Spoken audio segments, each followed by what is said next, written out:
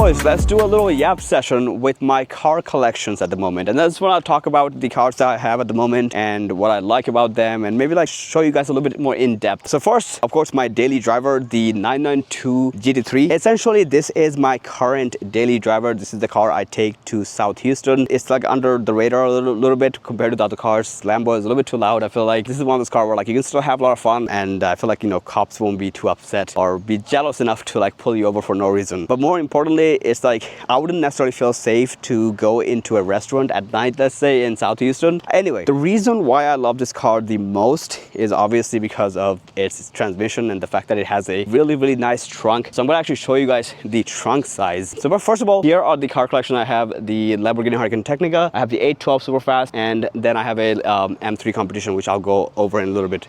But yeah, essentially the trunk on this car is absolutely huge. It can carry quite a bit groceries, actually, believe it or not. Unfortunately, I have some water spot, and this is a full body PPF, so the detailer actually has to go in and water a special material that can get rid of the watermarks, you know, because the mineral left over is still there, save those spots. But anyway, this has, let me actually show you guys with this. This is how big the trunk space is compared to, I'll show you guys for the Lambo. It just makes it a lot more, very livable is what I'm trying to say here. You can stack up to, I think, like 2 of the carry-on bags, not the, you know, the checked-in bags, I guess. But this makes it very easy for me to go on about my day and so on. Anyhow, first, the storage up front, very easy to access. And for my specs, these are very boring specs. I don't necessarily care about carbon fiber, if I'm being honest. I more so, you know, I put about 10,000 miles on this car in the last, I want to say 7-8 months of owning this car. So I don't have really the best spec. As you can see, there is no carbon fiber whatsoever. All right, one of my favorite thing has to be is this analog display. I think is absolutely insane. You have, so when I start, so on the 2 sides you have these, let's say on the track mode, there's 2 lights that comes in for your shift light to help you if you want to shift faster. And then you have like some information about the tire, and you can like rotate around, let's say. All right, now let me close the door real quick. So you can play around with some information on the right side, right? And at the same time on the left side, I think it's actually locked on this position. But if you go into normal mode, you can press this button, or actually my bad, this button, to change the dials on the left, what do you want to showcase. You can't customize that much, but it is enough for you to kind of like go through. But for me, honestly, I just put it on sports mode on a regular basis and go on about my day. Now, on the side, this integration is something I'm very much a huge fan of. I don't like the idea of the tablet being placed. This is, for me, is much more luxurious and much better feeling. I love this. I love this in every single way possible. Now, over here, you have the, this is the feature that I absolutely love. I think that should be in every single sports car or any sort of supercar. Essentially what this does is lifts up the nose enough for you to clear pretty much anything.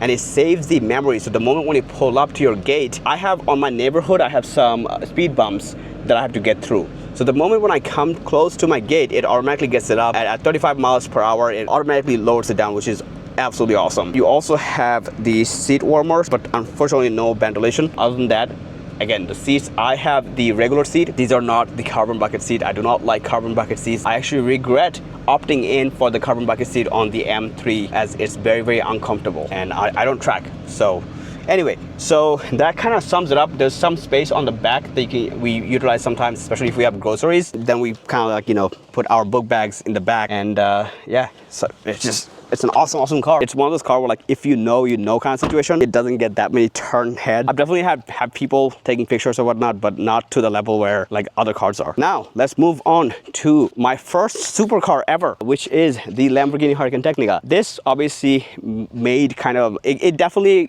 gave me a lot of respect in terms of sort of, you know, people looking into the cars a little bit more, asking me more about the car. You know, if I'm in a gas station, kind of stopping me to ask what I do for a living. More importantly, sort of like, you know, even at the gym, people would like stop me, ask about, you know, what I do, especially like local ones. So yeah, in that sense, it's loud. Again, it's obnoxiously loud. Sorry for my hair.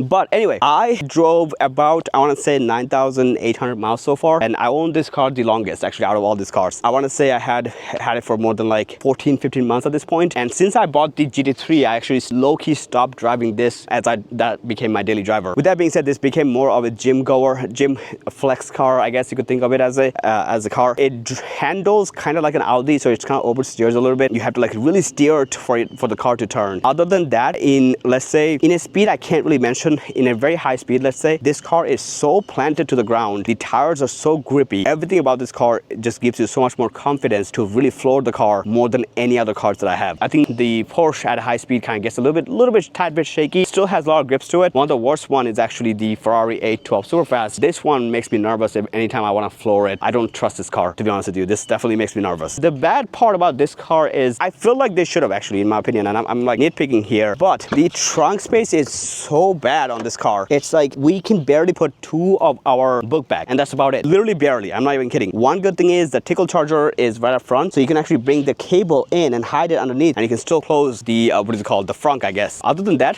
this is honestly inside it's a little bit miserable, I'll be honest. The seat that I have, these are the regular seat. These are not the sports bucket seat, but they're not comfortable whatsoever. I use one of those like little cushiony for my lumbar support, I guess. Other than that, the Apple CarPlay is pretty much embarrassing. The sound system is embarrassing, but the gauge is absolutely beautiful on this car. Lamborghini does the digital gauge the best. The shift size is absolutely beautiful. It's awesome. It's very, very responsive. Upshifts are aggressive. The downshifts just sounds absolutely brutal. That is unusable. The Apple CarPlay loses the connection, so you have to like detach yourself and then reattach it for it to find the connection again. It literally just freaks out. Sound system is horrible. All the other details are pretty much, you know, standard Huracan. Other than that, this is very, very cool purchase. My wife actually likes this car the most. Actually, she now likes the Ferrari 812 more than the other one. So anyway, this car, this is one of my most recent purchase actually. So this year I decided to kind of give myself $1 million in car budget, and so this is one of the big one. Other than the M3, essentially all these cars except for the Lambo. Bought the Lambo brand new, but because it's not from a certified dealer, I don't have any sort of coverage. It's like one of those like luxury vehicle dealership actually. So I'm gonna see if I can get it certified or something. I'll get some sort of warranty on that one. Anyway, whatever the case may be, this car has, I believe, 3-year unlimited warranty from Ferrari dealership certified. So that makes me feel really good about it. And then obviously the car is just blue. I want to go after a black one, to be honest with you, but all of the ones were either heavily modified or no sort of coverage whatsoever. And I really don't know much about Ferrari's reliability. So I just wanted to kind of play safe, want to get something that's stock more than anything else. The details and everything else, honestly, this catches a lot of attention. I feel like a lot of people appreciates and respects this more than other cars. I've noticed people would like follow me through, let's say in the bathroom, to ask me about the Ferrari and blah, blah, blah. It's like in local attention seeking, I guess, you definitely get a lot more on this one. I've had people literally will jump out of the car to take pictures and whatnot. I think you see this way less than the Lambo, even though Lambo seems more aggressive and has more road presence. As a result, this one just gets, you know, more attention. But anyway, interior is just on a different level on this car. This is very, very livable. This is like a GT car more than anything else, to be honest with you. The interior alone is straight up work of art. This is, every time I get on this in this car, it's just absolutely beautiful to me. One of the best part has to be that center display. That center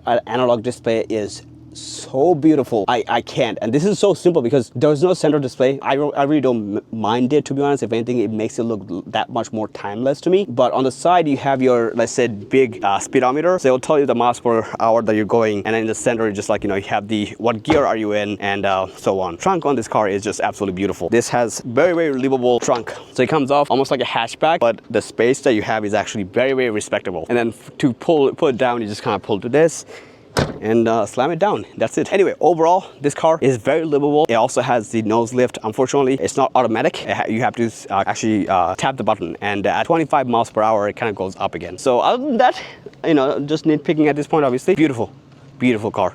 So anyway, now we're coming to one of our latest purchases this year. I'll be honest, I'm not the happiest on this car. We did a full body PPF on this car. This had like a frozen color, which already has some rock chip because meant to have some miles on this car, right? A lot of good technology. As you can see, it has like keyless entry, which is awesome. Interior is honestly beautiful looking, in my opinion. Like these seats are just beautiful, but they're super, super uncomfortable. This just feels cheap as fuck. Like this is a $100,000 car. That steering wheel is so thick, it is stupid.